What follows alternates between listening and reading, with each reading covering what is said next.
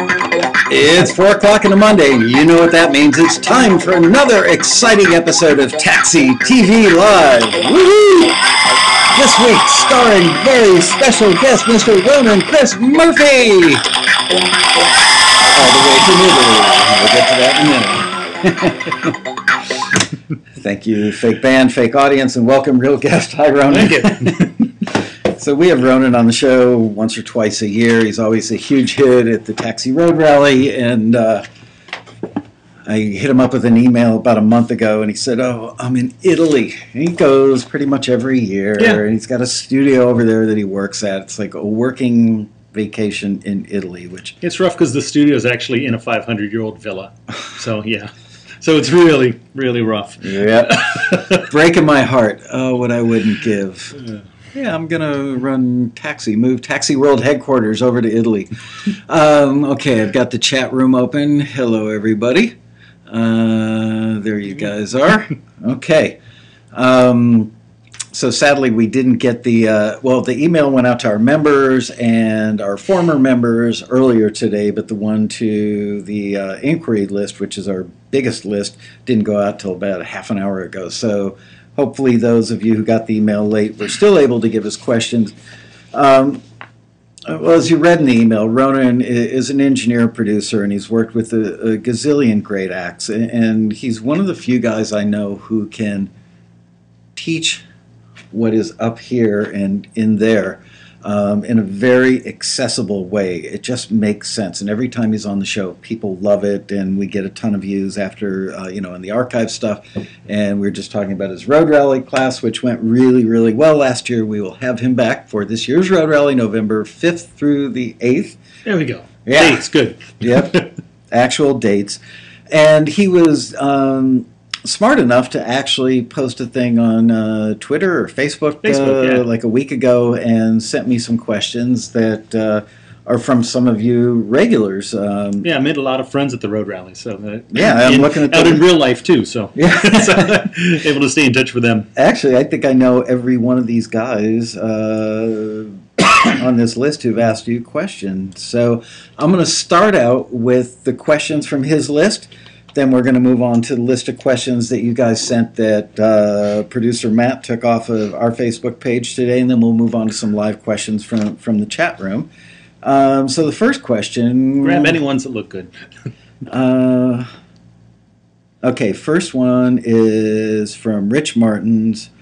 Never mind. That was a like, not an actual question. Ethan Akamura, who I know and love, and he's a great musician, great songwriter, and he asks the most basic of basic questions, which is Pro Tools or Logic? Oh, of course there's no answer. I mean, really, the answer to the best DAW is the one that you own, that you can fire up in the morning and do good work with. I mean, really, when you get down into it, it's, they all have slightly different interfaces, some small different feature sets, but they all work. I mean, I've got a client I master records for who does his entire albums in GarageBand. Yeah. And they're awesome. They're really good records. I'm a fan of GarageBand. Yeah, he did a pretty good job for GarageBand, but this is a great record. Great music, came out sounding great. So really the one you know. So when I kind of offer this advice to people, because it's so commonly asked, I kind of say, talk to your friends and find out what your friends and peers are using and choose that one. If for no other reason than trading files back and forth with them because you may want them to overdub a mandolin part or a vocal or something. No, more importantly than that, really, is if you're just getting in DAWs, you're going to be running into so many brick walls and headaches and things like that. And, guys at my level aren't the ones who are going to be saying, oh, you call me anytime and I'll gladly show you where that drop-down menu is. But all your other friends... Really? You don't do that for people? I do it, but it costs money. Yeah. So, but no, because your peers, to be able, when you kind of hit that brick wall and go, why can't I get sound to come out? Or the virtual instrument, I see the meters going and I can't hear it. All of those kinds of things. Yeah. The more you have a network of peers that you can say, hey, can you tell me this? Because, I know things. The Pro Tools is the one I use on a day in, day out basis. Yeah. But, Sonar is fine. Cubase is fine. But if a friend called me up and said, I'm having this Cubase issue, blah, blah, blah. I'm like, I got nothing for you. Right, and if if you're they not familiar with the topography or, the user interface, so you wouldn't know where that thing is. Yeah, and then they say, oh, I'm doing this, I'm on Pro Tools, why isn't this? I'm going, oh, sorry, it's confusing. Did you hit this checkbox? And they can know that and figure it out. So really the great one is the ones that you have and can get work done. And if you're just getting into it, the one your friends are using.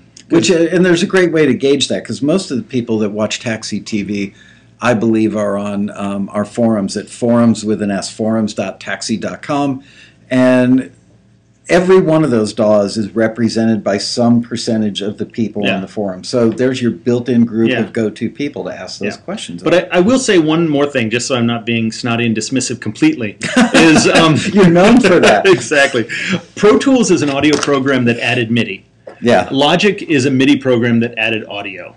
Ooh. So if you're doing straight up audio work, the workflow of Pro Tools, I think, is superior to Logic. If you're doing a lot of work with composing, virtual instruments, things like that, I think Logic is actually a better platform. I've heard that from people, and I know a lot of people who started out in GarageBand and thought that it would translate very easily over to Logic, but they found the learning curve was actually very steep. But it's like using a basic photo, like iPhoto, moving up to whatever the loftier thing is. Yeah. There's so many things that you can learn, but above all, just master the basics. Yeah. Because all those other things aren't going to help you until you've reached a certain level of confidence with the basics. So there you go, Ethan. And I'm curious, is Ethan in the chat room, and which one do you use? Just curious. So if you're in there, please fess up.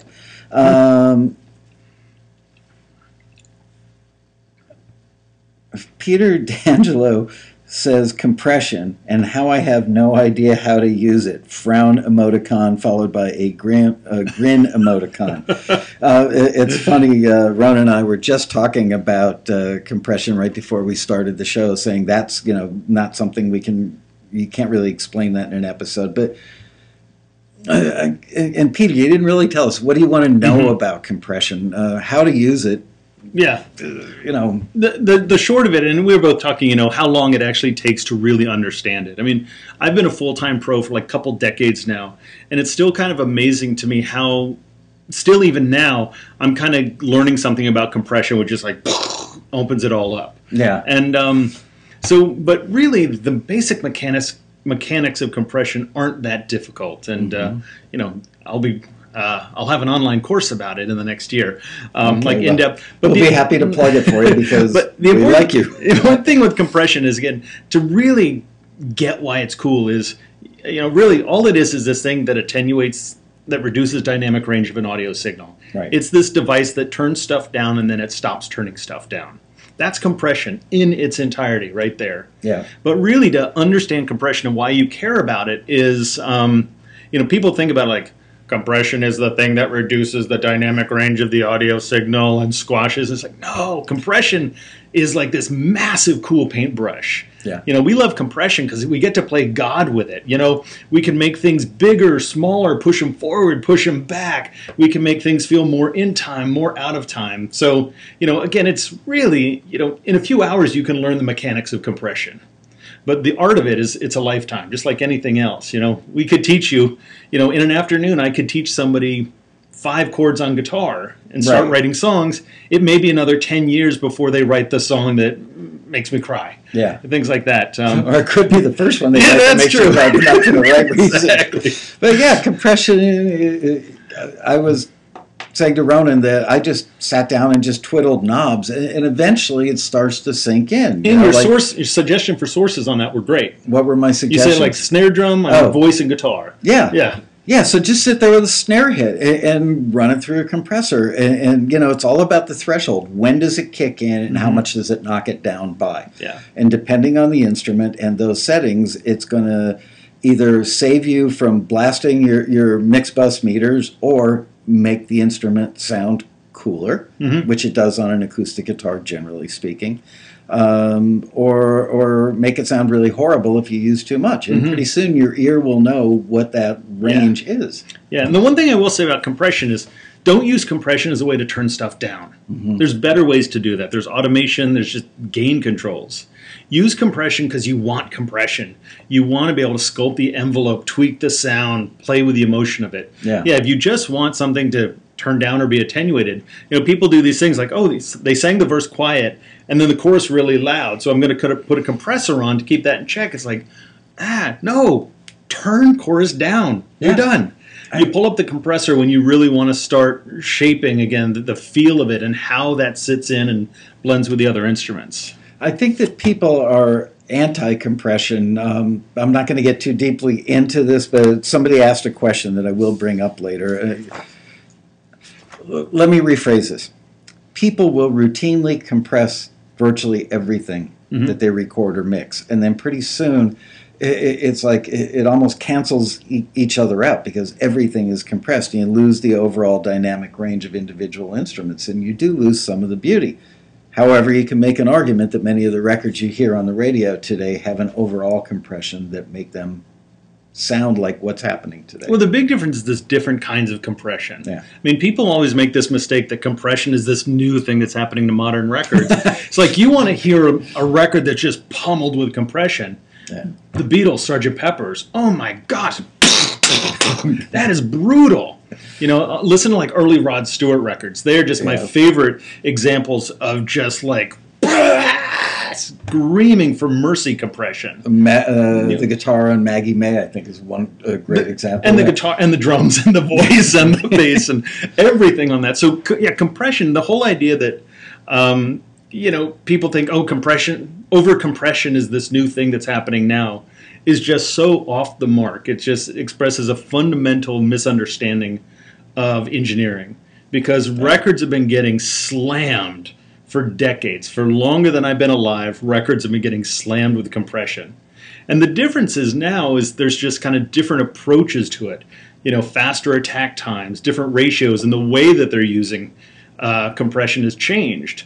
And I think a lot of people make the mistake of going, oh God, I don't want my stuff over compressed, and then they, shy away from it because some knucklehead on the internet said, you shouldn't compress stuff. And then they wonder why, all their stuff's coming back not broadcast quality and comes sounding like a demo tape. Right. Because uncompressed records, I'm not saying it's morally right or wrong, but they come off as amateur. Yeah. Records without compression, for the most part, sound amateur to your average listener. And the genre you're working in could dictate how much and what kind of compression you use. Like on a jazz record, I would probably personally barely use it because you want the natural dynamics between the players, among the players. But a pop record, you're right, it would sound instantly amateurish without it. But one thing that I really kind of suggest people like trying to figure this stuff out is, if you're thinking about compression and does it suit what I'm trying to do artistically or commercially for a listing, I mean, especially like a lot of your people who are sometimes like looking for target, we need something in the style of or something like that. And you might think like, oh, it's kind of like folky. Maybe I should back off on the compression because some knucklehead on the internet said you shouldn't compress folk music. And then you go, well, go listen to what, like the references, if there is a target reference, like looking for something. Yeah, which there almost always is, yeah. And it's amazing how much even like current like singer-songwriter folky records are just, slammed like Metallica records. And that's not much of an exaggeration at all. No, and they do it for the purpose, most likely, of intimacy. Yes, exactly, You get this close to the mic, put a windscreen on it so you don't get a lot of popping peas, and then compress the hell out of it so it sounds like, you're right up to their ear. But really go and listen to stuff, because again, that's a huge mistake that people make is, they'll back off compression because they think it's somehow not appropriate for the genre that they're working with, and then they compare their stuff to other stuff in the genre. Do you print with compression to tape, or do you use it? Are you a purist that tends to record stuff uncompressed or unlimited and then add it in the mix? My golden rule for compression is in the digital age, when in doubt, don't. Okay. That said, I've made a lot of records. I'm confident most of the time with compression. Yeah. So if I want to compress on the way in, I'm mostly going for it. But a lot of times there's certain instruments, like, again, certain types of guitar playing, certain types of bass playing, where like, oh man, if he starts maybe slapping a little harder, this could go bad. Or if he goes from finger picking to strumming, this could go bad if I get it wrong. Yeah. So, no, I'll leave it off. Because in the totally off? Or will you set a limiter with like a really high threshold so just in case the guy slaps one really hard? I'll leave it completely off. Wow, that's brave. Well, no, well, it's not. I mean, I understand your point. And I haven't worked in the digital. Yeah. I mean, the thing with working in the digital domain is there is absolutely zero reason to compress something while you're recording if you don't want the sound of the compression. Right, and back in my day, we had to deal with the noise floor of the tape and noisy EQ. Yeah, and that's very much why I said, like, in the digital domain, because, yeah, like, when we're tracking an analog, and even, like, the record I just did in Italy was all analog, mixed down to analog, tracked to analog. Nice. Now I'm really jealous. Almost more jealous of that than I am of the fact that you're in Italy doing it. Wow. But then we were chasing things. We would reduce the dynamic range of an audio signal so we could raise it up on the tape to keep it from the tape hiss. Yeah. And our signal-noise ratio of digital is so obscenely big right now. There's no reason for it. Yeah. So if there's something that's really dynamic and I'm afraid of botching it, I'll just record low. I mean, because, you know, a 24-bit converter has more dynamic range than we could ever take advantage of. Speaking of converters, because I know somebody's going to ask the question, and then we'll move on because I've got a lot more questions to ask. For the average person who does not have a $10,000, $20,000, or $50,000 or $100,000 studio, but they've got $2,500 to $5,000 to build their whole studio, including a couple $1,000s on a computer. Yeah. Is there a good off-the-shelf converter that really serves the purpose rather than some esoteric thing that's going to cost $3,000 on its own? Yes. Yeah. I'm a huge fan of Apogee.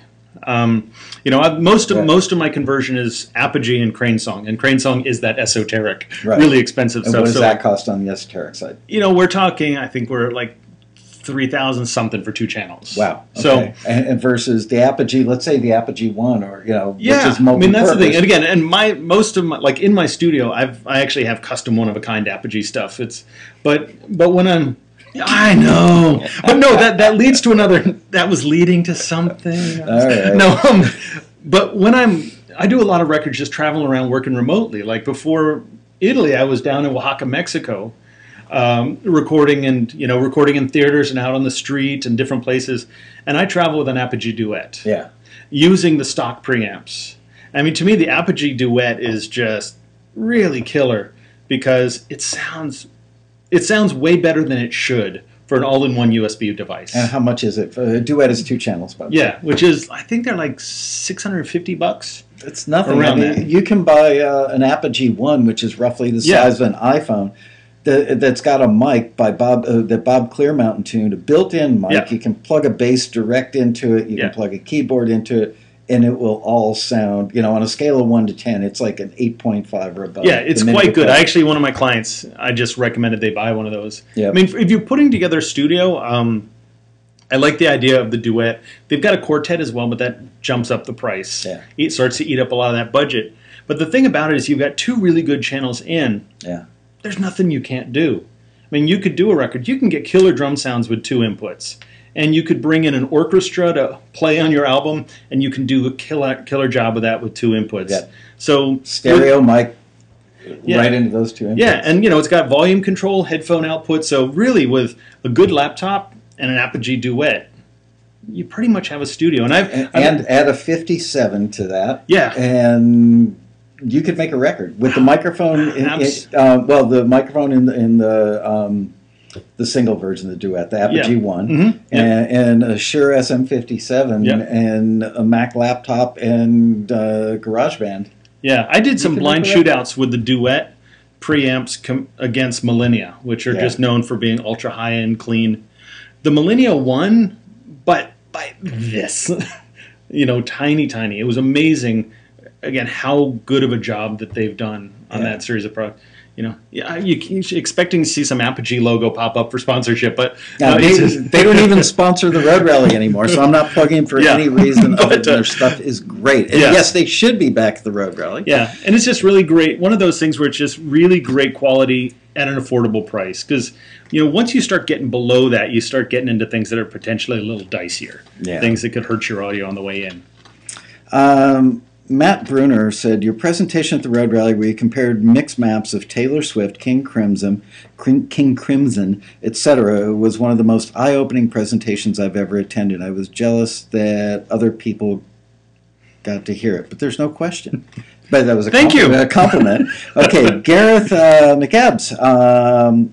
I'll be tuning into this one. I'd love you to give a few minutes to discussing what someone like me, but you don't know him, might add in the way of a decent guitar / mic preamp. We just talked about it in my chain, so we just covered that. He uses.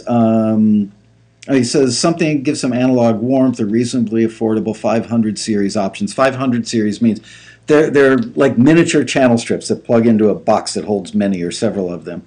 For those of you who do not know, anyway, I use a Motu Audio Express interface, but I want to warm up my guitar and mic stuff going in. So anything other than what we just said about preamps? Yeah, I mean, he hasn't really talked about budget, but if I wanted one 500 series mic pre that could do kind of clean to warm, Great River. Okay. Yeah, really good. I don't even know that. Yeah, of those, like my kind of go-tos are Great River and A Designs. If you want more coloration, the Great River will give you more coloration than the A Design stuff. And is it affordable? Yeah, I mean the under $1,000. I think in the $700-800. And you'd have to have the rack to plug it into. Absolutely, yeah. So I'm assuming he does if he's already talking 500 series stuff. Rich Trevor wants to know, what tricks or go-to treatments do you use to get the bass guitar to cut through in a busy mix? That's a really good question. I love that question. Two things. The most important one is make the mix less busy. I mean, that sounds like a snotty answer, but it's true. I mean, if there's a way that you can go in and make the mix less busy, like why is it busy? Is it because there's a lot of instruments playing, or is it because you've done busy things sonically with the instruments? Workaround, yeah. Yeah, like are there stereo guitars when there's no reason for those guitars to be stereo? Thank you. Thank you. Yeah, so a lot of it can do, like the mixer's most powerful tool is the mute button. Yeah. Once we just go in and start just muting tracks, all of a sudden the mix gets bigger and more exciting. We look like geniuses for just turning their stuff off. The people have, in the music supervisor world where they deal with producers and editors and directors, they have a thing called temp love where they put in a song, to carry a scene during the edit process, and they eventually fall in love with that song. I think that musicians and probably to some extent engineers and mixers and producers fall into temp love. Everything, it's like, we should try that. Oh, yeah, that works. And then another, oh, yeah, that works. Oh, yeah, that works. And pretty soon you end up with way too many tracks. Yeah. It gets away from what you're talking about. It's hard to turn off something that works, but you really have to force yourself to look at the big picture. Real thing is look at the greats in the genre you're working in. Yeah. Whether it's, Nickelback or Taylor Swift or Radiohead or whatever, and look at how not dense actually those arrangements are. Yeah. Really dense arrangements most of the time is kind of a hallmark of being something amateur. Not necessarily best complex. Point he will make all day maybe. All right, I can leave now. Yeah. But that's the thing. It's like really dense mixes, by virtue of them being dense mixes, sound small and generally more amateur. I mean, there are some exceptions, but it's pretty rare. Like, I've done a lot of progressive rock records with King Crimson, and there's some dense stuff going on, but it's a whole different thing. So back to the question is like, one, try and make it less dense. If there's a bunch of stuff in there fighting the bass, why is it in there? So, but now maybe the more helpful, if there's not stuff to throw away, is to, one, just try and clear out real estate in the EQ. Find out what frequencies are starting to mask the bass in there. And what part of the bass. Yeah, exactly. Yeah, look at what's being masked by the bass. See if you can do subtractive EQ on those other instruments to carve out some space for the bass. And if you still need to push farther, one of the mistakes people make is assuming that bass guitar is a low frequency instrument. It's actually a really broad range instrument, and there's like even up like a 4K, there's really important articulation. What would you say if you had to draw an imaginary bell curve for the bass, like 60 hertz up to 4K with the bell being somewhere? I'm not going to answer all the way down, especially like modern stuff with 5-string basses with low Bs. Yeah. I mean, I'll most likely cut that real low stuff off, but we've got stuff going down to 10 hertz. And there's We can't hear it, but we can feel it. or we can't feel it, but it's still going to crap out our speakers or the power amps going to our speakers. Yeah. So we don't get to hear it, but the good stuff, we just get the negative. But really, bass, I mean, especially somebody who plays with a pick, there's action all the way up like 6-7K on that, and especially if you get into the more new metal kind of stuff, there's action all the way up past 10K on that, where they're doing that real clickety clickety clack kind of stuff. But 4K is a really important range in the bass.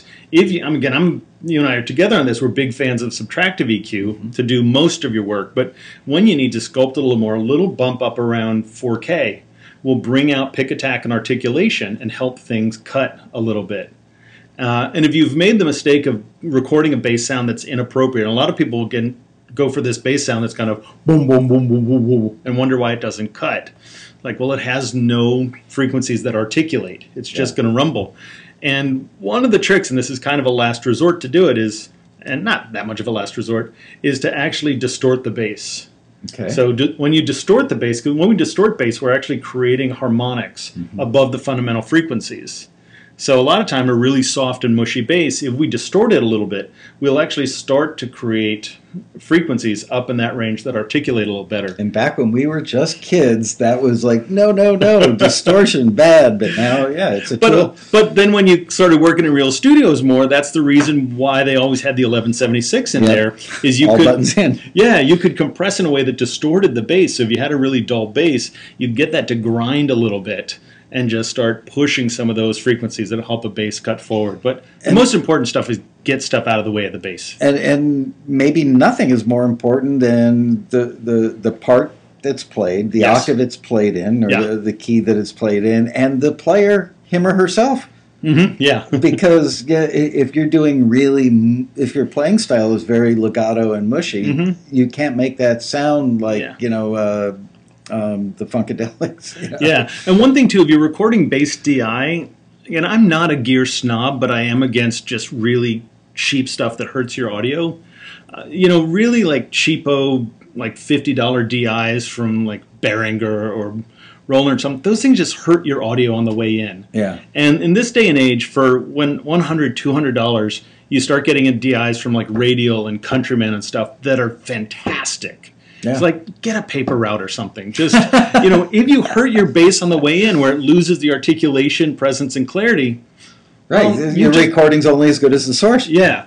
And again, in this day and age, really, really good stuff isn't out of the range of most average people now. Again, if you can't go and just like, pick up an odd job. I mean, there's like temp labor services. Don't spend your day in on a Saturday just goofing around with a plug-in. Go get a day labor job somewhere. Get an extra $60. Drive an Uber car. Yeah, and then so I could only get this horrible Behringer DI for $49. I went and worked a day labor job. Now I have it at 110. Now you're into a Radial. And that's about the cost of Radial or Countryman are both just over 100, right? And they're great. Yeah. I mean, the Radial stuff. I mean, I don't own either of those. I've got the fancy stuff, but that stuff is awesome. Yeah. It's great. It's not going to hurt your audio on the way in. So that's the thing. All this being kind of snotty about gear is just stay away from the stuff that hurts your audio on the way in. Okay, Pedro Costa wants to know about basic room treatment recommendations. That's like a week's worth of shows. But let's go for an assumption that the average person watching probably has like a spare bedroom. It's like a 10 by 12 bedroom, and it's rectangular, and it's got an 8-foot ceiling, and it's got sheetrock walls, and they've got a 6-inch two-way monitor system, and they don't work particularly loud.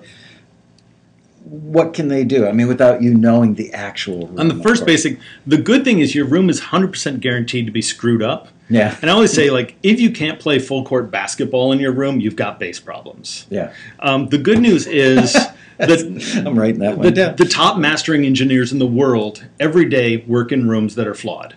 Yeah. So it's something we all deal with. We learn to get used to it. But the small room issue is kind of a tough one. Bigger rooms are easier, but the quick things you can do is deal with first reflection zones. I mean, okay. First reflection zones are basically, easiest way to think about it, Actually, I can tell you how to do it. Sit in your mix position and get a buddy who's got maybe a mirror, even like a small like women's compact mirror that they carry in their purse. And sit in the mix position and have them slide it around on the wall. Okay. And when you can see the speaker in that mirror, that's a first reflection zone. Ooh, good. You've got one on that side, you've got one on that side, and you've got one up there. So put something on the walls that kills the reflection at those points. Yeah, and that's one of the biggest things we can do to just like, boom, night and day. Our speakers just got $1,000 more expensive. And the first reflection is going to sound like a slap, a short delay. Even if you, yes. I mean, in its kind of worst case, but also even stuff where you don't hear it. Because low mids we don't hear as a slap. We hear high frequencies as a slap, but low mids, which are still just a huge problem. And they're going to build up and make it sound tubby. Yeah, and when you get into it, start looking at treatments based on either high density fiberglass or mineral wool. Okay. Computer packing foam, whether you got it from a computer or paid some company a lot of money for it as acoustic treatments, only deal with high frequencies. So things built from, again, mineral wool and high density fiberglass are far more efficient on dealing with the full range of your problems. What about the tube traps that go in corners to soak up bass? I've never used them. I've known some people that loved them. I wasn't sure that they actually knew the difference. So I don't know. By all accounts, they work well, and I think on the inside of those are fiberglass or mineral wool. Yeah. I have a difference. The bass treatments are harder and much more than we could kind of get into. I mean, I actually, in my room, in multiple corners, I have kind of wedges stacked floor to ceiling of high-density fiberglass, because corners are a really big difference. Yeah. And so, yeah, that's one of those things. You will never have too much bass trapping in your room. That's one of the things. Unfortunately, the bottleneck for getting enough bass trapping in your room is the fact that you need to be in it as well. Right. I mean, you'll never have too much because low frequencies are so powerful. Another thing you could do is move your speakers out from the wall. That's a very common problem. People put the table or desk that their stuff is sitting on right up against the sheetrock wall, and then they put their 6-inch two-ways right up, sitting on a hard surface with the back of the speaker right up against the wall, and you've just amplified the bottom end problem by doing that. So just floating them on a piece of like neoprene or something is a help. Moving them out a little bit is a help. And one thing, I actually just got them rigged up for my mastering speakers are like 300 pounds each with 1,000-watt amps just for the subwoofers and stuff. So I actually had some custom made for me, a company called Acoustics. They basically make things that will absorb. There's a few other companies, but theirs, of the ones I've tried, was the best. But they make one that most speakers could fit on for about $100. And so it's an isolator that your speaker sits on to stop any torsional transmission. Okay. And it doesn't work 100% of the time. I'm not a paid spokesman who's going to say it's 100% guaranteed, because I tested it, and in various situations, like one, I actually didn't like it, but in all the others, it was like, holy moly, it's so much better, and it's a $100 gamble. I mean, so that's one that these Acoustics, they made a significant enough difference, and we ended up getting them for the big mains. Yeah. So yeah, my mains like float on these suspensions. Okay, this is another one about compression, and it's a whole show, but multiband compression, especially on the mix bus, how do you feel about it? I can't remember a time I've ever used multiband compression on a mix bus. Okay. I've used Thank you. Moving on. Well, be careful with multiband compression. I mean, I use it and I like it, but I think we're in an age where, our big problem isn't over compression, it's over multiband compression. Yeah. And that's one of those things you want to be really careful of with modern styles production, because the thing about multiband compression is you're kind of splitting the audio into multiple channels and compressing them all independently. So everything is kind of getting flattened. So you need a really well-developed ear and years of experience with compressors before you move into multiband compression to probably get it right. Well, and the reason I'm actually even shifting away from using them even more and looking at dynamic EQ kind of options. Yeah. But the thing with multiband compressions is in modern styles of production, in pop and rock and country, is nothing has dynamics. There's a new Taylor Swift record has no dynamics, period. It's just flat. Same with Nickelback, same with Radiohead, same with Metallica. And the thing about it is we get this sense that things are getting louder and quieter through spectral dynamics. So, a guitar isn't actually going to get louder when the guitar player starts digging in. It's going to get brighter. Mm-hmm. And the compressors we're going to use are still going to smack it back down so it's flat. But we're going to hear that get brighter, and that's going to give us a sense that, oh, this got louder, this got more energetic. Well, our multiband compressor is going to undo that for us. So all of a sudden, we start playing harder into the guitar. It gets brighter. Well, right, because you've done all this work to make it right in the mix, and now you're going to multiband compress the mix. So, yeah. And when I use multiband compression, I can't think of a time in years where I've used all the bands in a multiband compressor. Mm-hmm. Usually when I'm using it, I'm turning off, or I use the Fab Filter one a lot, which you instantiate each one. But say that word again, instantiate. That's the fancy word for turn on. Okay. That's the fancy gear word, like you instantiate a plugin, or you. And I know what an interstitial is, but interstitial, yeah. I like your word better. But I only use band-specific compression. Yeah. So I'll usually I won't have 13 bands or 3 bands going on. I'll create a band that addresses a specific problem. Like sibilance, maybe. There might be a sibilance, or there might be something like a certain kick drum notes that just get too big and too round. So really my recommendation for multiband, and I know that I've got some peers who I like and respect that have a different opinion on this, but to me a multiband compressor is the thing you pull up to solve a specific problem. Okay. If you just want mojo and sculpting and compression love, use a traditional compression and pull up multibands to solve I still go back to problem. The arrangement.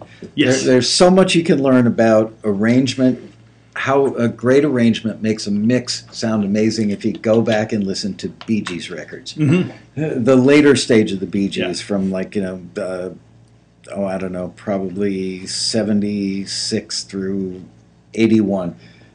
We did a whole show on the Bee Gees, and the arrangements just made everything sound so great. Okay, Seth Littlefield asked the same question about room treatment recommendations. Rob Carroll, won't miss this one. How about getting a really full, in-your-face acoustic guitar sound without double tracking? How do you do that? You don't double track. Find the right mic and put it in the right place, and go for it. I mean, that in your face, almost any time when you say in your face, you're implying compression. Even if you don't realize it, when you say in your face, that's implying compression. Because the reality is, with compression, I'm in your face like this the whole time, blah, blah, blah. And without compression, I'm kind of like this. And so that's going to keep, when I'm in your face like this, boom. So we're always talking with compression. So when you hear like those country records and pop and anything, with those acoustic guitars, like a John Mayer kind of thing, where it's just like, bam! Yeah. Compression. Massive amounts of compression. So it depends on, is it a strummed part with big open chords, or is it bar chords high up in the neck, or is it finger-picked arpeggios? All those things go into the formula, if you will. Yeah, so one of the things to look at, compression is almost always going to be part of that full answer, but also look at getting sounds that are kind of in your face, which are going to be newer strings, things like that. We mentioned like earlier Taylor guitars. Yeah. Taylor guitars naturally jump forward, whereas a lot of times like a beautiful Woody Martin is great, but it's going to, in a dense mix, is going to mush into the bass and the strings and the other things. So it's about picking it. And also, you're welcome, Taylor. Yeah, exactly. You can send me one if you want. But I've been trying for years, and I know the guy. He's an old friend. But one of the huge things too is getting the right guitar pick. Yeah. Because again, really thick really thick guitar picks are going to add roundness and warmth and have something blend into it, whereas something on the thinner side, is going to be a little bit more bright and shimmery, and again, the thins are going to be kind of right in between. Yeah, so, and string size too. Same thing. Huge amount. Using really light strings with a light pick, instant top end, silkiness, like Lion Eyes kind of silk. Whereas if you were doing like Jack and Diane, John Mellencamp, you would use heavier strings, lots of compression, and God only knows what kind of pick. But let me say one last thing on that. If you want in-your-face acoustic guitars, don't do them stereo. Stereo will mush instruments back into the mix. I think you and I have spoken about this on the show before. I am not a fan of stereo acoustic guitars unless I'm recording Antonio Carlos Jobim doing, and he's solo by himself with a gut string guitar, then I'm going to go for all kinds of esoteric, MS or XY miking or something crazy just because. Yeah, we are in 100% agreement on that. Yeah, otherwise. Yeah, one mic, one guitar. Yeah, use stereo mic a guitar if you don't want the guitar to be present and in your face. If you don't want the ear to be drawn to it, if you want it to mush back into the mix and not have a sense of presence, that's when stereo guitars are a better option. I typically think of, although I haven't done this in years, let that be said, but I always want one instrument to counterbalance another. So I might pan the piano with, some people would be in shock by this, but I might not put the low end all the way over on one side and the high end on the other side. I may actually do the bottom end down the middle, left hand down the middle, and the high end stuff on the right side, and have an acoustic guitar pan to the left so that they tend to balance each other. If I'm doing stereo piano, I'm doing that a lot. Okay, cool. I'm absolutely. Not nuts. Yay. Yeah.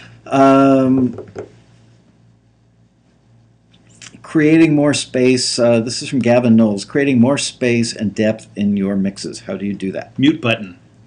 Talked about it early in the show, just in case you weren't here. Less is more.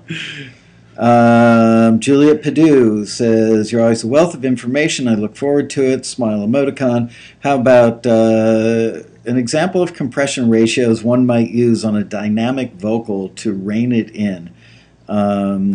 What types in which order through its whole chain? Don't use a compressor to rein in a dynamic vocal. Use gain. So whether that's a gain plugin, I don't know the other DAWs. I mean, we can do it in Pro Tools with something called clip gain, where we can just take a chunk and actually automate the level right inside the waveform. Okay. And Logic they all can do it in some way or another. So figure it out in your DAW. Yeah. So that dynamic vocal, don't use compression for that. Maybe at a live concert or something like that. Right. But if it's a dynamic vocal, loud and soft, turn the loud stuff down. Use the compressor because you want the sound of the compression. You want to use the compressor to add tone, character, envelope shaping. And this is going to lead to a question which I'm sure somebody somewhere has asked, which is gain staging. People hear this phrase. There you go, Patty, right there. Where? Patty Voss. Gain staging. Oh, there it is. Yep. Thank you, Patty. Okay. Gain staging. What is it in a nutshell, and why is it so unbelievably important that people understand what the correct gain staging is? Good. Let me try and do this quick.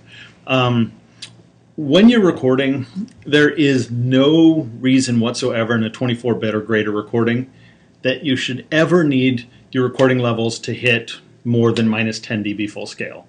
Okay. So minus 10 on your meters, there is no compelling reason to go higher than that. And this is about the only issue that I'm cocky on. I mean, I don't care if somebody's got, a warehouse full of their platinum records. If they disagree with me on this, they're wrong and I'm right.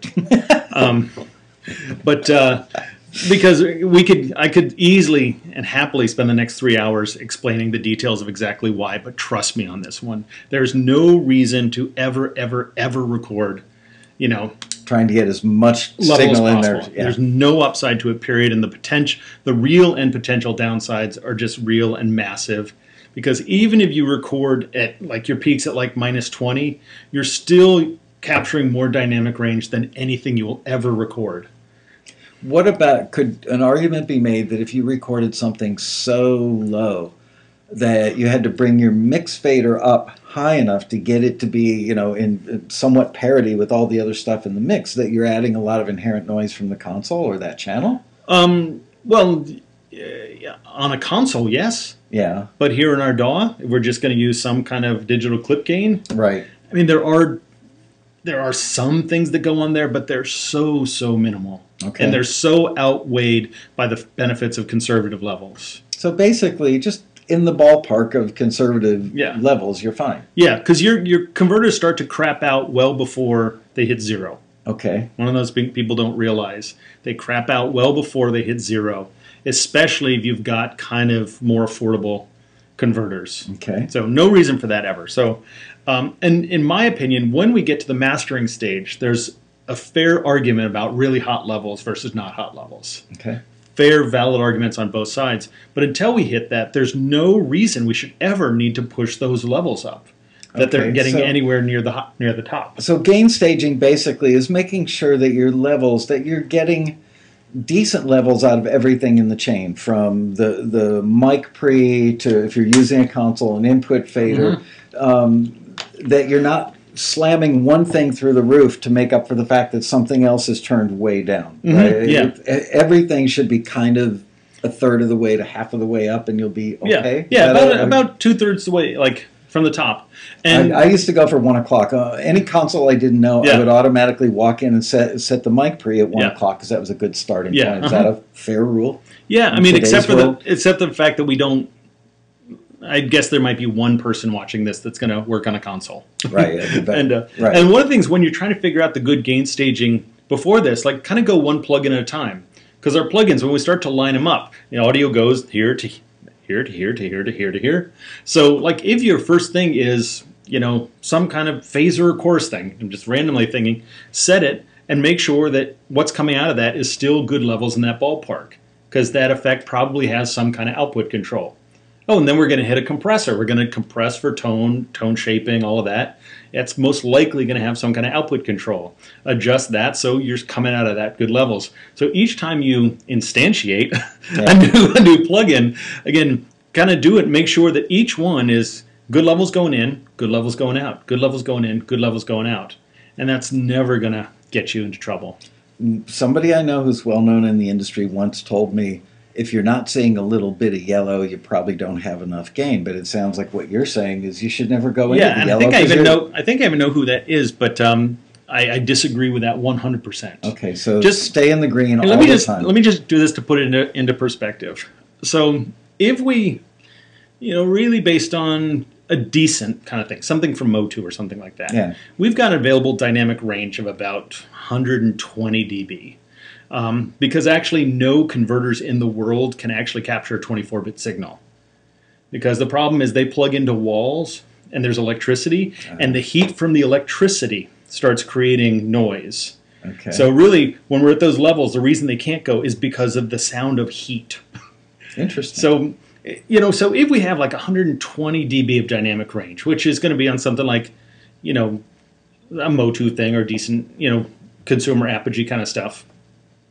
And if we record with our peaks at -20, so -20, that's not what I'm saying. I usually go about 10 dB up. We've got a dynamic range of about 100 dB.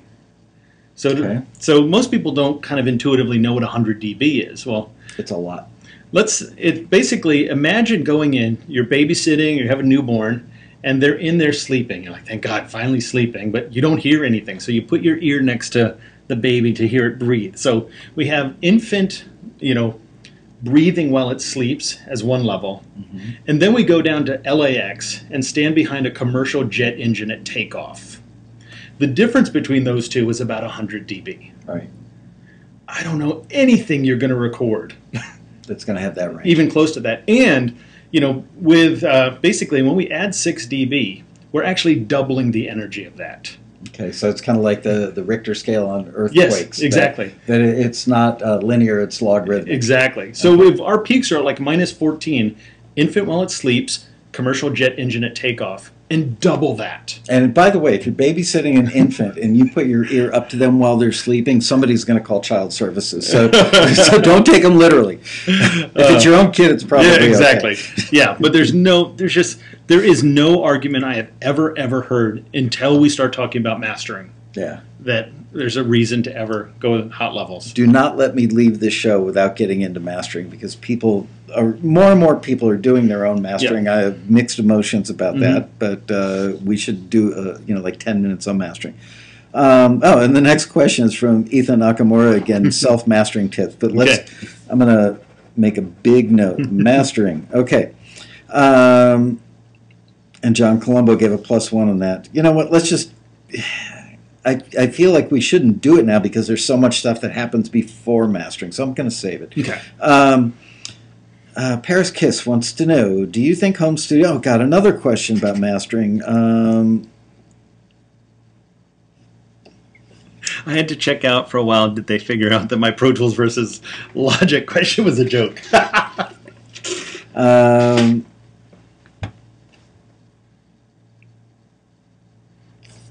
Let's see, stereo panning, frequency, placement, and depth. How do you get, David Hookjaw Green wants to know, there's stereo panning, frequency, placement, and depth. How do you get depth? And before we get into that, we should qualify that with, there's width, there's depth, it's 3D. And there's height. Yeah, if you're really talented, you can trick the human brain and ear combo into thinking something is higher on the horizon or lower. So can you explain it? You know, this is not rookie stuff either, but can you explain in a nutshell how to get all three of those dimensions? One of the things I'll recommend again is go listen to records you love as a student. Again, it might break your heart because when you start listening to records you love as a student, you go, man, I never noticed the snare drum sounded that bad. And it hadn't stopped me from loving it for the last 10 years. But look at what your favorite records have done with panning, with frequency. Because one of the things people don't realize, they'll go, oh, let's make the guitars giant. You know, they're going to boost the guitar at 80 hertz and all of this, and this giant thing. There you go, in the camera. Giant. Sounds great on its own. Yeah. And then they put it in and wonder why their stuff doesn't, sound big. And then you go listen to most great records. And there's exceptions, but most of the time, the guitars will actually be kind of thin. And they'll be way panned off to one side. It's like, wait, it's thin, small guitar panned all the way off to the left. People think, I would never do that.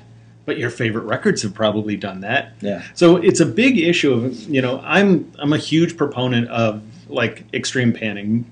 90% or more of the panning I do is all the way to the left, all the way to the right, or straight up the middle. Yeah. You and I very much agree. 10% of the time I may go in between, but 90% of the time I'm right there with you. And 90% of the elements will be mono elements, so pushed out to the side. That's going to make things bigger and wider. But really, you need to just decide who kind of gets what chunk in the frequency spectrum. Guitars and usually sitting up there, bass down a little low, voice, somewhere in the middle, and looking at finding who's really the king in one of those spaces and carving out those frequencies in the other instruments to let the king of that frequency range dominate in there. And as you start to do that with subtractive EQ, really the subtractive EQ, by the way, is not boosting. For those of you who are kind of rookie at this, subtractive EQ is taking frequency and lowering it, turning it down, rolling it off, and leaving the other stuff there. Yeah, subtractive EQ is the secret to depth in mixes. Yes. Because you basically carve out frequencies that are masking your depth. And once you start to do subtractive EQ, your mixes just start to go way out. One of the other things, too, with depth is, some people start piling on reverbs to add depth. And reverbs kind of collapse mixes. Yeah. They add a sense of space, but they collapse dimensionality. So you don't want everything wet. Are you a fan? Back in the olden days, people would set up 6 different reverbs on a mix. And I used to scratch my head going, really? 6? I mean, you've got one reverb for the guitar, another for the other guitar, another for the lead vocal, another for the snare drum, another for the tom-toms. I never met a mix I couldn't make with, at most, 3 reverbs. Yeah. People, I don't know what modern people do. Do they still use a zillion reverbs? Because they can. Yeah. I mean, you and I were probably working in studios that had 2 or 3 reverbs. Right. You had maybe a chamber if you were lucky, a spring reverb, a plate, and then, along came the Lexicon 224. Yeah. I mean, my stock was 2 reverbs. I'd usually have one for the snare and a global. And that would kind of determine it. And so that's still my main thing. I mean, I might do, just because it's easier with plugins and stuff, we can, one special accent where that blooms in or something like that. But really the core of what I'm doing is rarely more than 2 reverbs as the main components. Everything starts to swim when you've got reverbs competing. You've gone to all this trouble to make your instruments sound distinct in the mix by, muting things and having less stuff in your arrangement, less stuff in the mix, and getting all these great sounds. And now you've mushed everything together with multiple reverbs. Reverb is a collision, kind of a random collision of reflections. Yeah, it's a great way to describe it. And so you've now added multiple random collisions of reflections. It's got to sound like a mess. Yeah, and one thing that will really collapse your depth is kind of mid-range and low-end in the reverbs. Yeah. So if you want a sense of depth, especially on a pop or rock or country arrangement, go in and look at killing virtually all of the low end on the compressors and a lot of the low mids. Because again, You mean on the reverb. Yeah. Because those things are just going to cloud up your middle. Yeah. And you'll get, and cloudy middle is that thing that makes mixes sound so collapsed and small. To identify a frequency range for that cloudy, obnoxious, often obnoxious, not all, I mean, sometimes you want low mids because it'll make, it could be good, like, I'm trying to think of an example, certain kind of guitar. Yeah. A Les Paul in like a middle octave, you may want a little bit of low mid actually added to it. But most of the time you're sucking stuff out in the, like, 250 up to 750 range. Would you call that low mids? I would almost, when I was thinking about that, I was thinking 250 to 600, 650 okay, range. So we're close, yeah. Almost right in the same ballpark, yeah. I want to go back to talking about spatial relationships. You guys constantly are commenting about my NS10s, which you can't see right now because we're blocking. There we go. There we are. My NS10s are set up wrong if you were making records. They are set up this way because I'm in an office situation, and if I turn them on their sides, they would be too low for where, and most time I'm listening with the back of my head anyway. But just so you guys know, you want your monitors at head height, and you want them turned, my personal preference, I think this is correct, I don't know if it's universally accepted or not, but I was always taught put the woofers in the middle, put the tweeters on the outside, and put them on the horizontal plane. Is that still applicable today? It's a good general rule. Some speakers, a lot of modern designers are designing speakers for different orientations. Right. Like stand up. A lot of the new, like biamped and triamped, are designed to be standing up. And we're talking relatively near-field monitors that would sit on a meter bridge or a desk? Yeah. Okay, But cool. I mean, I would default to the design, but yeah, something like an NS10 or a lot are still designed that way. And kind of the good rule of thumb to first experiment, because you got to tweak things in a room, is usually you're looking at trying to create an equilateral triangle between your third eye and the two tweeters. So the distance between the two tweeters should be about the same distance as that tweeter from your forehead to there. Some people I know go for just behind the head, just a little bit. But I'm moving around so much when I mix, I don't. And you can hear it. You know what? If you really want to freak your spouse out, sit there and play that game some night where you sit there and go like this. And you will hear a difference by moving your head 6 to 8 inches. You'll hear a fairly dramatic difference. So there is really no perfection unless you're going to mix like with a neck brace on. Exactly. Oh gosh, I had another golden rule of monitoring. Oh, I can't believe how many people I know that have stereos or monitors set up at home, whatever form of speakers they're listening to, and they're wired out of phase. Rule number 1 is check the phase. If you don't hear the kick drum and the snare drum and the bass coming out of the center of those two things, if it sounds like they're, like the kick drum is coming from two speakers out there, one of them is wired out of phase. Yeah.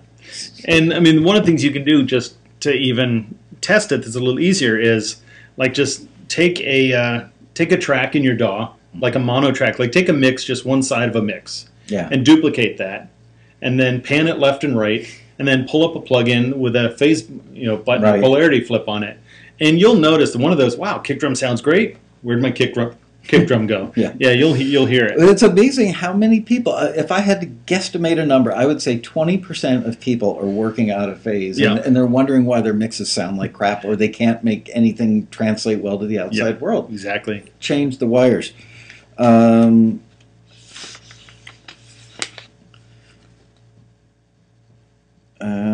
Looking because some people just commented.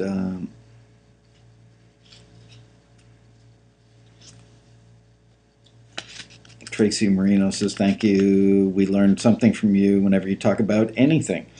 Steve Collum has a great question, which I think too many people don't understand. The relationship between bass and kick drum. How do you determine that? For the most part, it's different every record, but for the most part, low end is a beast. And you really have one king of the jungle down there. And you can't really get away with both things being big down there. So it's really kind of trying to determine where the low end energy comes from. Is the bass going to take care of that, or is the kick drum going to take care of that? And really, determining that, and then EQing the other one to get out of the way of the king of the jungle. So one might be your bottom end generator, and let's say the bass is your 100 hertz bottom end generator, and your kick drum maybe you boost 2.5K to give it a little attack, and you put the two together, and it makes the bass sound attackier. Well, I'm more excited about actually pulling low end out of the kick drum.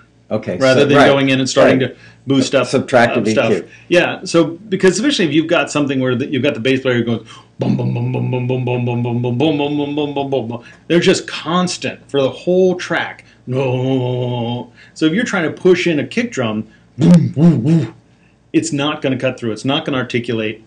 And this is probably beyond what we could talk about here, but again, it's going to start to push mass amounts of voltage into our mastering limiters, mass amounts of voltage into our power amps. Right, it's stuff that you can't hear, but it's making the circuitry work. Yeah, so because one of the things that people don't understand is we hear things in concert. Like really the sound of our vocal is affected by our cymbals. And the sound of our kick drum is affected by the bass. So even if we go in and cut the low end off the kick drum, if we've got a bass going gong gong gong gong gong, and our kick drum is maybe more cat cat cat cat cat, it's still going to actually sound like it's got a lot of low end, because when that hits, there is low end, and we're going to feel it that way. Do you compress bass more often than not? Or, yes. Yeah. I know somebody's going to ask the question, again, threshold means so much in this conversation, but let's assume that you've got a moderate threshold that is only kicking in something, the compressor's only kicking in when it really needs to versus you're doing it for an effect or shape. With bass, I'm usually using lower ratios and compressing most of the time. Okay, so you would set the threshold lower so that it's compressing more often than not, or all the time, and a ratio of like 2 to 1 or 3 to 1? 2, maybe 3 to 4. Okay. And big reason we're compressing with bass is, and the guy just going dung dung dung dung dung, they often don't need that much. It's the one going boom boom boom boom boom. The thing about it is I want to, even those out, not to put the bass in its place, but when we even that out, we reduce the relationship between the louder parts and the quieter parts, so the subtleties of what the bass player plays are going to become more apparent. When you compress a bass, it's not like, oh, I've killed the bass. And what you've done is you've enhanced like the passing tones that the player is playing, all the all those things start to come out. And also, when it's more compressed, we have a more solid low foundation in the whole mix. So our mix sounds big and full the whole time. And how do you feel? Because a component of that is that you're also going to get the wound string noise on the fingertips. You're going to get some fret noise and stuff that's all part and parcel to that.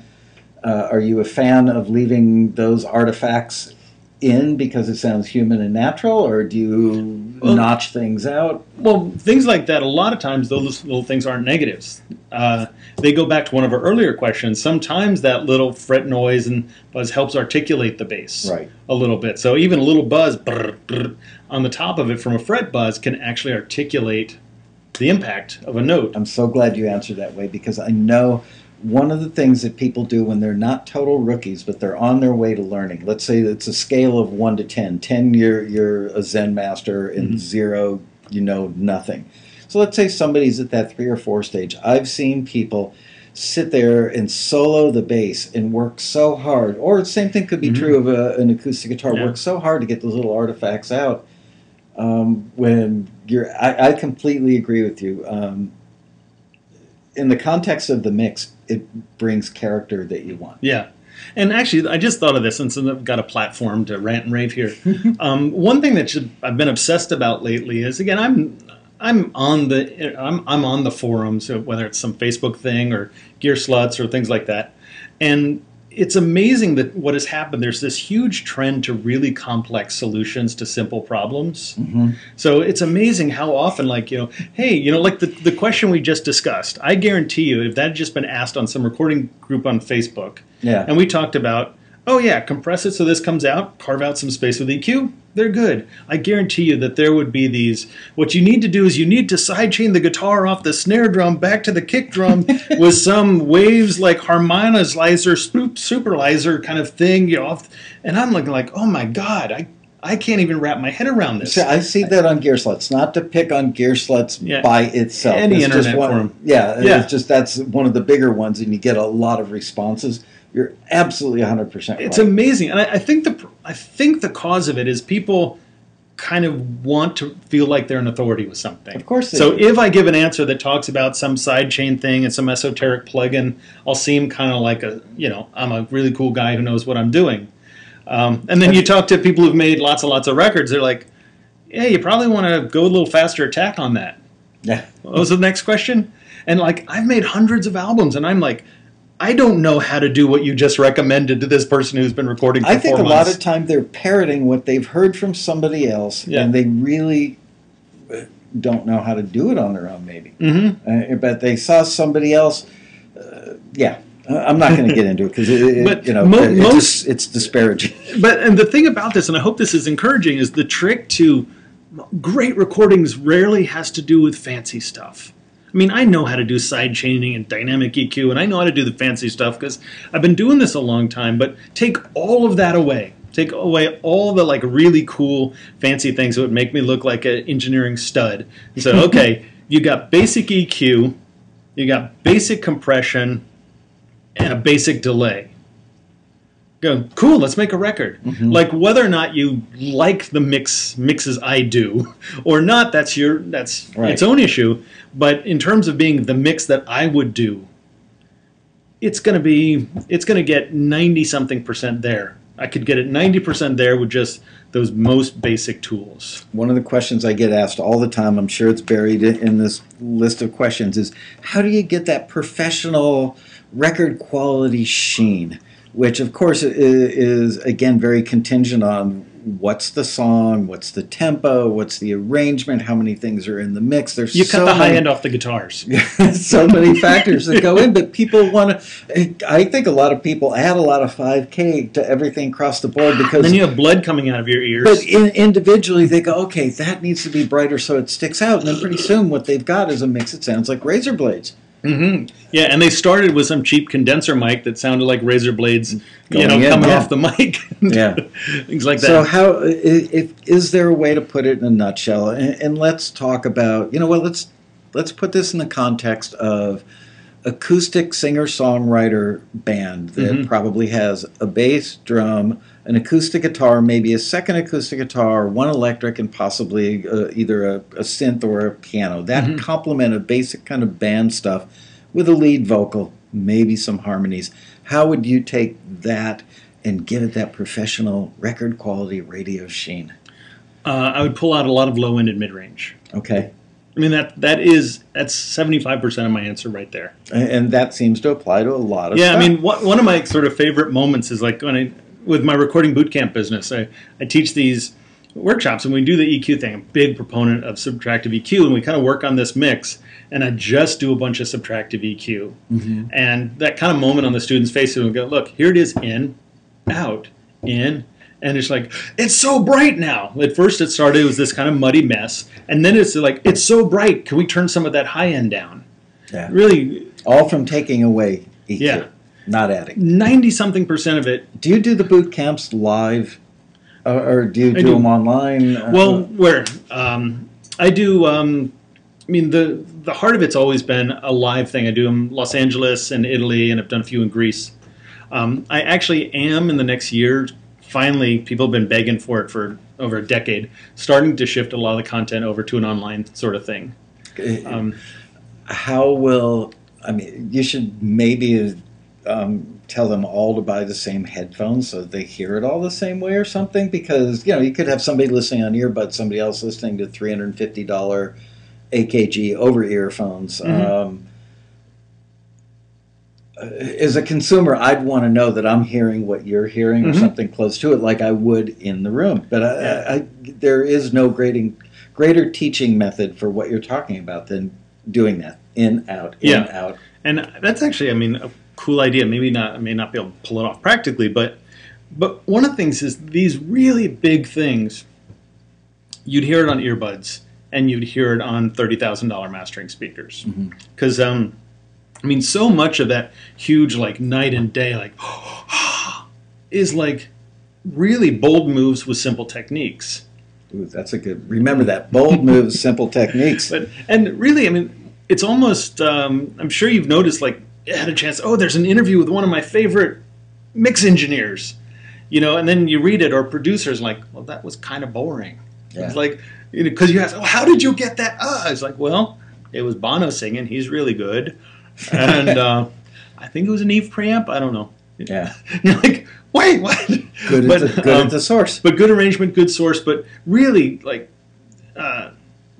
people make the mistake of going for a complex solution for really simple problems. What's the phrase? Occam's razor. Very often the simplest solution is the best, or something to that effect. And I mean, and really that's the difference, because when you compare, like the great mixers, it rarely is, oh, that they did some crazy rocket science thing. They just had a really good sense of, let's bring back those overheads a little bit so the record feels a little warmer, or let's push those up so it drives a little bit more, or let's really compress that guitar so it's in your face, or let's go slow attack with that compressor so it's in your face, or fast attack so it feels a little more laid back and tucked into the mix. Don't you think a lot of the smoke, a lot of the cachet value of these big name mixers is they want the smoke and mirrors out there, so they look like, remember Rick Wakeman in the band Yes, when he had on the silver sequined cape. I mix with a sequined cape, but I mean, he was automatically way cooler because of the visual. Well, I think that some of the great engineers and mixers of our time, in the last 10, 15, 20 years,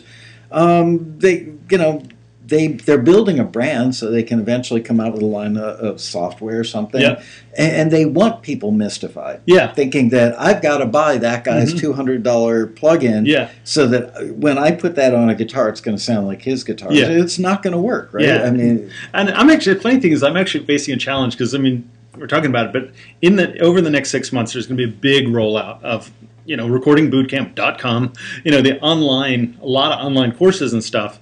And the thing that I'm battling about, and I know, is that the courses that people are really, really going to need aren't sexy. Because everybody wants, like, how to get killer massive guitars, like how to get your kick drum to go. Well, it's like, well, that's all good and well, but the reality is, people need to have a deep understanding of phase and compression and arranging for the studio. If you have a good understanding of those things, you're set. Why don't you do orchestras. Do a class for the Road Rally this year that is making your stuff sound better through arrangement. Yeah. And play some examples of, this is too busy and it sounds very and that's kind of similar to the one I did in the theater, but we can dial it in right into that. Yeah, I think that would be amazing. Yeah, because arrangement is the key, and then arranging, understanding, phase, understanding compression. Really, those are like the things. Yeah. And if you master those, it's like, hey, I need to record an orchestra. It's like, sure, whatever. It's like, hey, I need to record a punk rock band. Yeah, sure, whatever. Yeah. It's all easy, and the rest is just kind of creative. And so much of it is common sense. By the way, if you go to recordingbootcamp.com/ARBC, you can get my free book. What's ARBC stand? Audio Recording Bootcamp. Oh, duh. I was wondering, what's the A for? It's audio. Yeah. So, vocal booths. Most people don't have the luxury of having a vocal booth in their home. And they're so lucky. I've known people to go in bathrooms because it's got tile and it's going to sound reflective. I've known people to go into a walk-in. I used to do a radio show every Sunday from home where I was like a featured guest every week. And I'd go into our walk-in closet, sit on the floor with my laptop and like a USB mic and do it because it sounded dead. How do you feel, assuming that most people don't have a true vocal booth, but they may have a 10 by 12 bedroom, with a truck driving by outside and reflective walls and a window and all those negatives? How do you feel about the wraparound little mini vocal booths that Yeah, that's there. I think those things are there to help you deal with really bad case scenarios. Okay. But and if you want to understand my opinion on vocal boosts, my studio had one, and I just ripped it out. Okay. What'd you put in instead? A lounger. Okay. Yeah, lounger, nice little table. Vocal booths are about the worst place you can record vocals. They're just terrible. From acoustic or psychological perspectives? Yes. Or both? But, I mean, really the big thing is, you know, that vocal booth, which is, especially in a small studio, is that little telephone size booth. You've just introduced so much massive phase problems into your single mono mic source. Talk about reflections. Yeah, reflections, and even the ones you don't hear it slapping. So, you know, people will go, the worst thing is a small vocal booth covered with foam. I mean, that's just your nightmare scenario. I mean, I say this with no sarcasm. I would rather record a vocal in Times Square with all the other stuff going on than that small vocal booth with all the foam. Because, again, the foam is just going to absorb high frequencies, and we're going to have massive amounts of phase problems all through our mid-range and our low mids, which are going to smear articulation, you know, and create audible honkiness and boxiness, all those kinds of things. So they're just terrible. I hate small vocal booths. Ooh, there's a great idea for a plug-in, the unboxer. Exactly. You know, one button and a knob that takes away boxiness. Yeah, you're right. You know, and the problem is, I mean, there's some EQ tricks we can do. Start pulling down that 200 to 400 range, but that doesn't undo all the phase smearing that's happened in 1K where we get so much articulation. It's hard for people that haven't studied the physics of acoustics and sound in general to understand those things. You know, once it's kind of the kind of thing where it's like riding a bike. Once you get it, you could ride almost any kind of bike. And the same thing is true with the physics of sound. You understand the basics, and you could look at a vocal booth and know what it's going to sound like before you ever plug in a mic. But I mean, one thing I would suggest that you do is go in and run a long headphone cable and a long mic cable and grab like a Shure SM57 and go walk outside your house and record sitting on the front step of your house. Until the police arrive and take you away. I've made those records. Luckily, we got away. But and then just blend it into your mix and see what happens. Like, try recording with a mic, you know, here in front. Yeah. And then do it like in your studio or in a vocal booth, and then go do it on the front porch of your home, and then put them both in the mix and see what happens. I've recorded lead vocals in the control room with the guy sitting at the console. I do that all the time. I mean, just sitting there with those I speakers. usually let them stand a little farther back behind me, but I've had guys do it with the speakers right there in front of them, and it still sounded great.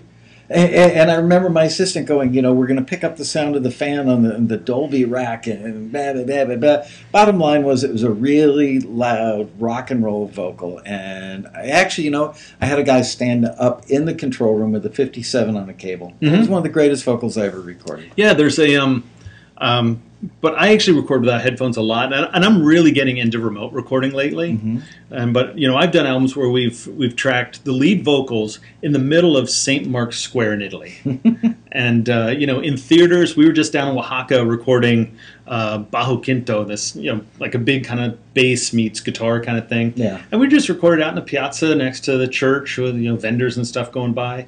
And the recordings are fantastic. So, I mean, the whole little bits of extra stuff in there is just so not that big of a deal. But I dodged your question not intentionally about the wraparounds. Yeah, they're kind of a worse. They're a solution for a really bad situation. You know, if you're in just like a super reflective kind of, you know, toilet or something, they'll help minimize that. The thing about that is you've got that surface right there in front of the microphone. You're inducing phase problems right there at the microphone. So they solve some problems but create new ones. So we have one at the studio, and it came out once, but I think it got fired after like one pass. And so again, if they're in a really bad situation, usually what you need, you can just like hang up some packing blankets from Home Depot, is usually enough to mellow out bad slap reflections. Got that. Okay, moving on to these guys now, which are the questions that came in on Facebook today. Yeah, I'm going to try and make this short. Stephen McCarl is generally at odds with contemporary music production. Music has become so compressed, perfect, and unrealistic sounding. I enjoyed the flubbed piano key in a song, the occasional flubbed piano key, musical imperfections. Okay, so he's up on a soapbox, and I get it. I understand the soapbox. How you feel about contemporary? Keep dynamics in music, but still in the realm of what's expected of us production-wise. So he's saying, how do you keep the imperfections and humanity in and still give the industry what it needs that sounds like the stuff on radio? Well, I think it's awesome that Steven has a perspective as a producer. And he should just be that producer. And, you know, his clients in the market will respond to it or they won't. And that's awesome. I mean, the whole idea about contemporary music production, I mean, when people say, oh, yeah, the way they were made, you know, like the Beatles, well, put that against an old Cab Calloway record. The people who made Cab Calloway records would probably see the Beatles like, oh, and they put the vocal on a separate track and recorded it after the musician. How terrible that is. And I think it's wonderful that there's people like Steven who have their opinions, and I think, again, they should just go for it. Make the record he wants. Make that record. Because, you know, we can always talk on, you know, a high horse about like, well, the modern sound of blah, blah, blah. The White Stripes, you know, this two-piece band with a drummer who's not really, you know, so flashy or anything like that. You know, that was very, very diplomatic of who would have ever looked at that? Any of us industry professionals, one of us would have looked at the White Stripes and go, cha-ching. Yeah. I mean, we might have gone like, man, I dig that vibe. That's fun. You know, too bad there's not more music like that. But neither of us would have looked at the White Stripes and gone, I see dollar signs. Yeah. But Jack White is just, I mean, and those records did incredibly well. Yeah. Because they had a perspective. They brought something unique. I enjoy those records. But again, I never would have thought it was wise. But and it's not typical engineering, not typical mixing, not typical anything. Yeah. I mean, and people who hate, you know, modern production are like, well, that's fine. That's okay. I mean, do your thing. But also you need to understand, especially like within an organization like Taxi, where your Taxi sort of clients in a way are going to have often expectations of something. But there is a range. You know, there's a big myth out there that people only want polished radio-ready stuff from Taxi when they miss a lot of listings because they hear that once on Gear Sluts. Yeah. Oh, Taxi only wants finished masters. Yeah, you know, what if they actually looked at the listings? They'd see there are a lot of people out there that want the White Stripes or want an acoustic guitar singer-songwriter vocalist with rusty strings and a pitchy voice. Yeah. But they're missing it. And it drives me nuts. And that, I mean, that's the important thing. And the thing of that saying they have expectations is you're exactly right. They're not always going to be, we want something that sounds like the new Taylor Swift record. Because, you know, you might be a producer who can nail that stuff that sounds better than Taylor's record, and that's your thing, and it's like great on you. But then they say, oh yeah, we want kind of a rootsy Americana thing for a film placement, and they bring the new pop Taylor Swift thing to it. You completely failed. Right. I mean, they've just failed the production. They failed the expectations of the client. So yeah, the idea of this, and you know, it's really about going for the music. And luckily, I've been able to carve out a career of a lot of diversity. So I will intentionally, like, man, I've been doing too much heavy rock. I got to do some jazz for a while and singer-songwriter stuff. And, you know, I hate the idea that, you know, I would be like, oh, this is how you do it. Because people even ask me that question, like, oh, so what's your production style? I'm like, I haven't heard the songs yet. Depends on the aesthetic of the record. Yeah, we haven't talked about your favorite artists. We haven't talked about the market niche you're trying to fit into or any of those things. So hopefully, you know, I think when I develop my system, it'll probably be boring and go do something else fun. Well, I hope that people have those thoughts before they ever meet with you or any engineer or producer or mixer or even a mastering guy. I don't think people think about who their market is. And, you know, people don't want to think about marketing and sales, but it's important to understand who your audience is, so you know how to deliver the aesthetic that they want, and not one aesthetic is not going to serve all markets. Yeah. there was one other of his questions. I have an acoustic guitar, Taylor 814 CE. We talked about Taylors before. We both love them. Sounds great live, but I'm having trouble getting a professional sounding recording from it using a Sonar X3 to record with. Do you have any recommendations on getting great sounding acoustic guitar recording in a home studio? Yeah, we talked about that. Don't record it direct. Oh, I hate that's so heartbreaking. Yeah, and unfortunately, like I've seen, I'm lucky to get like cool records from like taxi people, and I'll put on the record, and it's not taxi, but a lot of things, and hey, check out the new record, and I'm like, great, I put it on, and the first thing I hear is just some horrible DI'd plasticky acoustic guitar sound, and it's just like, oh, why did you do this to me? I just got one. I listened to something over the weekend. A lovely young lady that I met. I was in Hawaii for the Hawaii Songwriters thing. I don't know, a week or so ago, and there was a young lady, I think 19 years old, that was definitely on the path. She had something going on, and when I listened to one of the songs, I went, it should be a law that unless you're on a stage, never plug in an acoustic guitar. Yeah, I mean, maybe for weird effects, and there's some kind of advanced, weird, tricky things, but people are like, well, I don't have like $1 million Neumann. It's like, a Shure SM57 is like $70 on Craigslist, and they're great with the right guitar, with a good match with a guitar, a great option. And I mean, I would take, even without even testing, I would take a Shure SM57 mic'd on an acoustic guitar over a DI'd almost every time. Yeah. I would say 100% of the time. And if you want to, step up a little bit, get the Apogee, which Apogee 1 sounds amazing on an acoustic guitar. And several kinds of acoustic guitars. Yeah, and that's nice. It's got a small diaphragm condenser in it that's going to be pretty even across the range. Yep.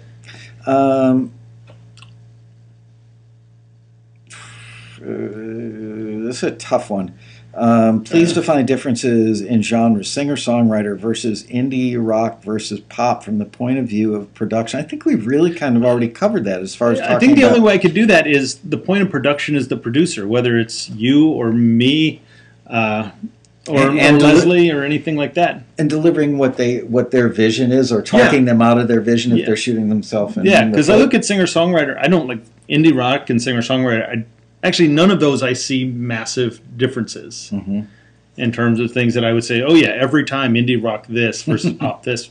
Not at all. So yeah, that's just a thing. The thing about production isn't a button you push or a piece of gear. Production is, the aesthetic, the management skills, perspective that a person brings to the project. And so, me producing something isn't going to be the same as somebody else, and maybe even somebody else with like a sliver of the experience I have might be a better producer for some kind of music because their perspective just suits the vision better. Yeah, I wouldn't have a clue on electronic stuff, although I have been noticing, as have some of the staff members lately, the incredible simplicity in a lot of the more successful EDM stuff. Again, goes back to simple is always better. It's almost in every genre. Yep. This one's going to be tough to answer because we don't have the piece of music, but the question is, what's the best way to mix an instrumental song with just two instruments? I had a taxi listing rejected. Now, we never say rejected. We say not forwarded because I panned a 2-instrument piece at 10 and 2, and the reviewer said, Larry, this is a nice piece. It's recorded and executed well.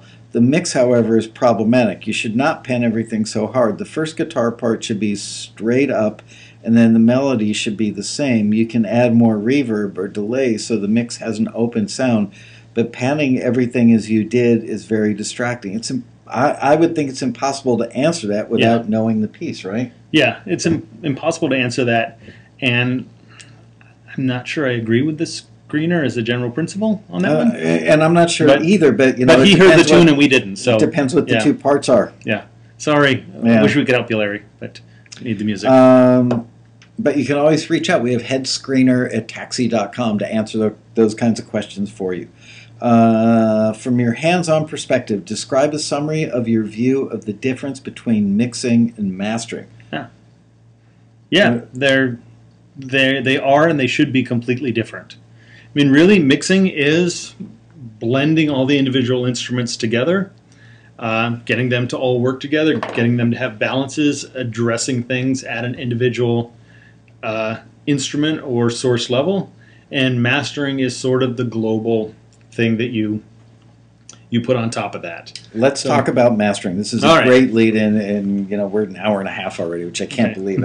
Seriously, every time you and I sit down together. If you go in and type on YouTube and type Ronan and what is mastering, you've already got it. I've got, but I'll gladly chat it here. But okay, I kind of go in depth about it too. All right.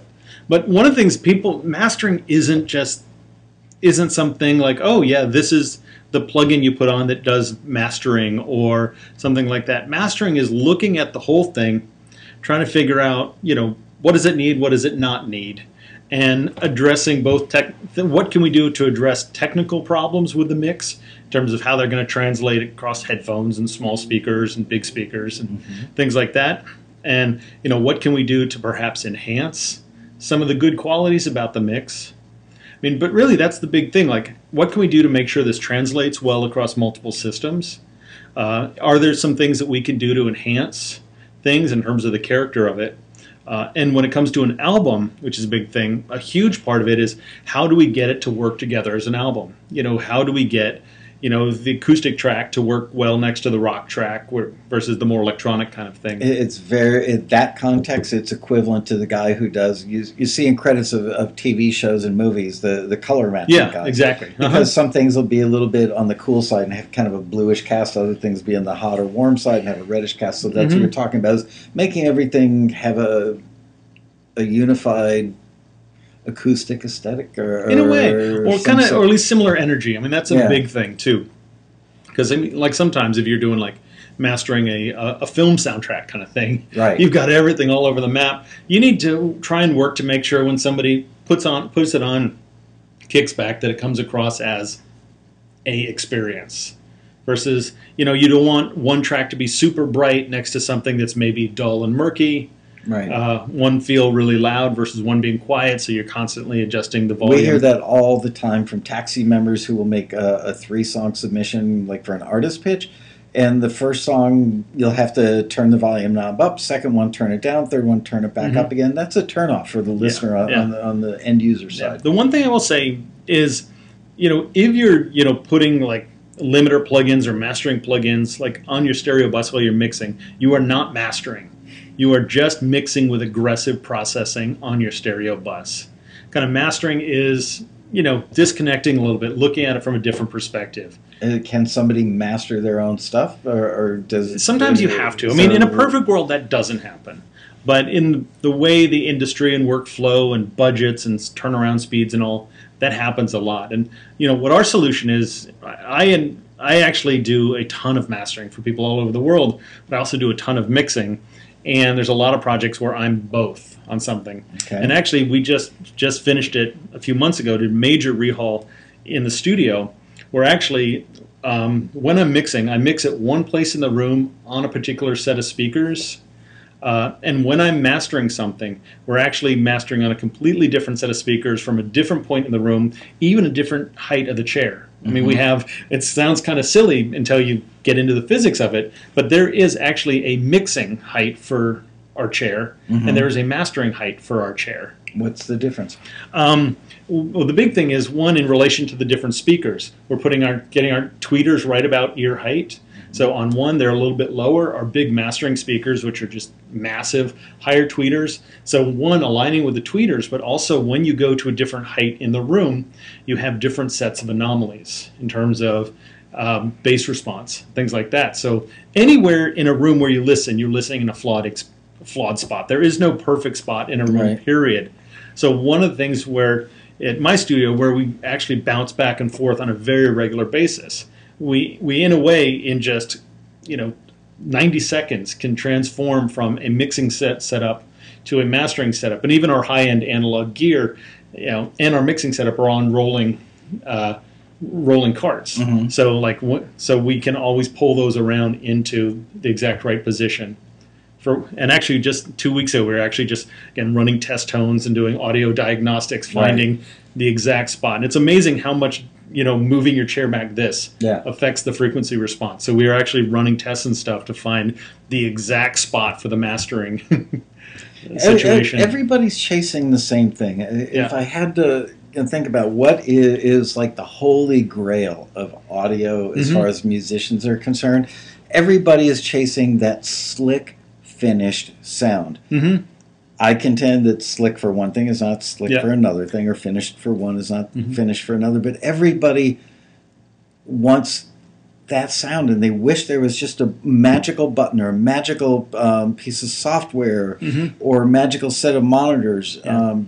It could do it, but there's not. Like the advice I'll give people, like to put it into perspective, I was a full-time professional recording engineer for about 15 years before I felt confident going, yeah, I can master. I think I've developed my ear enough and things like that, and developed the gear enough and things like that to say, oh, I can master. And because really it's a specialized thing. But again, the reality of like, there's a taxi listing that's due tomorrow morning. Right. You're mixing at 11 p.m. You're not going to book a mastering session at Capitol and so things like that. We've got a member named Matt Vanderbo, and he lives in Idaho. I mean, he lives in Boise. It's not exactly a tiny little town, but he's relatively speaking out in the boonies, and he's got like a tool shed out in the backyard. It's his studio, and he produces great sounding stuff and has become quite successful and is becoming more successful all the time. Awesome. He, I think, has really, really good ears, and he probably does his own mastering. Do you have any tips for the Matt Vanderbos of the world who are trying to make a deadline on a listing? What do they need to know? One of the things, especially in that situation where somebody's probably mixing in the box or whatever, what I always like to do is when you've got your mix happening, to actually bounce it out or export it or whatever your process is for doing that without a whole bunch of limiting and funny business on it, and actually go in and create a new mastering session, like a new Pro Tools or Logic session, import your mix in and start working on your mastering in that. Okay. There's one of the biggest reasons, there's some psychological ones, but one of the big things is it's going to be really easy for you to pull in commercial tracks in the genre that you're working on. Be it against. And go, wow, what's the difference? Wow, theirs has more low end boom than mine, or there's things like that. That's such a brilliant idea, because if they didn't pull it into a separate session and treat it as such, they're going to go back and they're going to start tweaking the mix versus tweaking the master. And if something's really botched and you realize, oh my God, my vocal is way off the mark, or something way brighter, go back to your original mix, tweak that, export again, and bring it back in. Okay. But what I would recommend when you're doing your own homebrew mastering, get a really good quality digital brick wall limiter. Okay. There's a couple. If you're on Pro Tools, Massey L2007 is very, very good, and maybe $70. Cheap throw. And I mean, I've got a bunch of fancy ones, but also FabFilter Pro L is extremely good, and I use that on a lot of commercial work all the time. And I've been using some of the Brainworks stuff too, but that's pretty tweaky. But really, a good limiter and a good, best clean EQ you've got. Which, oddly enough, in Pro Tools, the stock one is actually a very good clean EQ, especially for cutting. Wow. It's not much for boosting, but for cutting, it's quite good. Okay. And try and do most of your mastering with that.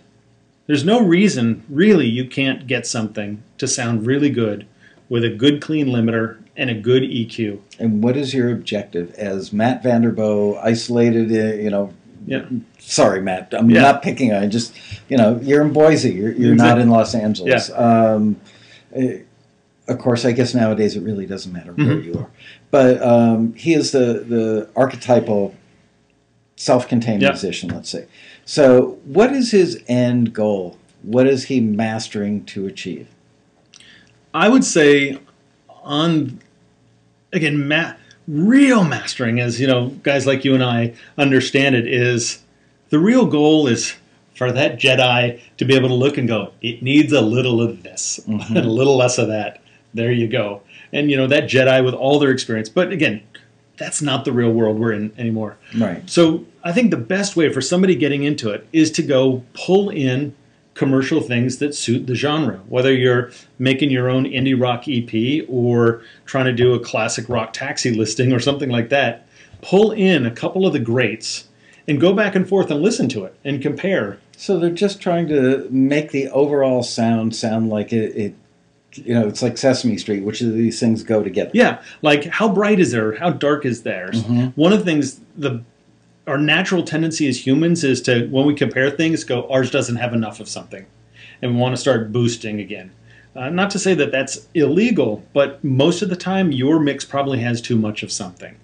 Your mix is too bright and aggressive, or your mix is too honky in the mid-range, or your bass mix is too boomy. Well, how do you know whether it's time to throw it back in the pond and start over, or that you can solve it with mastering? Well, a lot of times, if it's big global, like, wow, there's a general overall boominess. Well, kind of boominess might end up being 50 to 80 hertz or whatever. Try and go pull that down and go, oh, wow, that's starting to get a lot closer. So when you start like pulling those broad things together, it's amazing how quick you can start to go, wow, I'm actually kind of getting into the ballpark. And even once you've done some of that kind of big global treatment, and pushed up for level, that's going to be the thing. Your commercial CD is going to be much louder than yours. You'll start to go, wow, yeah, my vocal is way too bright and edgy, or way too something else. And but try and avoid the fancy stuff. Like, don't get into spatial wideners or all of that kind of stuff. That stuff is, again, for real extreme troubleshooting kind of thing. Basic EQ and limiting. They should do it. I love the idea of just A-being what you're going for. Yeah. Because eventually your ears will be tuned in and you'll understand the physics of sound and the limitations or whatever the opposite of limitations is. Lack thereof. Yeah, eventually you will teach yourself that stuff by A-being. I just realized we've been doing this now for an hour in 41 minutes. So either I'm sorry or you're welcome, whatever. Well, we've lost 20 of our audience members, so we should probably get going and wrap it up. And Waddy JP says he needs to lose 15 pounds. Well, you won't find that in a mastering tool. I wish it was 15. So does the devil. Why are we talking about that stuff? Anyway, man, we should do this like 3 times a year because if I'm in the country, anytime you need me, I'm happy to come by. Every time I do it with you, I walk home and end up you're the topic of dinner with my family because I tell them I feel like I'm hanging out with a brother. Awesome, I like that. Yeah, we could go on forever. So thank you guys for listening in today. Thank you for the questions. I'm sorry I didn't get to all of them, but none of them are really like, oh, use this instead of that, and there's an easy answer. So tried to keep it moving along. Anyway, thank you all. Thank you. Ronan, what's your website one more time? Recordingbootcamp.com. All right, and we will see him at the Red Rally November 5th through the 8th, and I will see you next week. I'm going to have Matt Hurt, taxi member Matt Hurt, who is one of our most successful all-time members and is utterly professional and experienced at string samples and horn samples, doing a show with me playing out of the box versus articulated, blah, blah, blah. Nice. It's going to be a really good show. Thank you, Ronan. My pleasure. Thank you. Enjoyed having you, as always. And we will see you guys next week for another exciting episode of Taxi TV Live, baby. Woo!